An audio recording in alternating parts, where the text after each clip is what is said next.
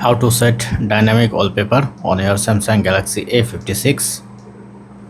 Simply open up your phone setting, go back, then you can see the wallpaper and style, and under wallpaper style press on change wallpapers and all scroll way down, then you can see wallpaper service dynamic lock screen wallpaper. Press on dynamic wallpaper, then you can set this image as a lock screen wallpaper or open your gallery, then select your image, these three images, then press on more option, then you can see the set as wallpaper,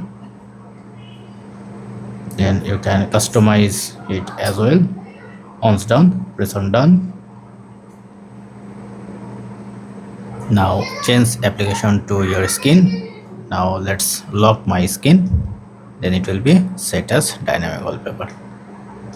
That's it. Thank you. Have a good day.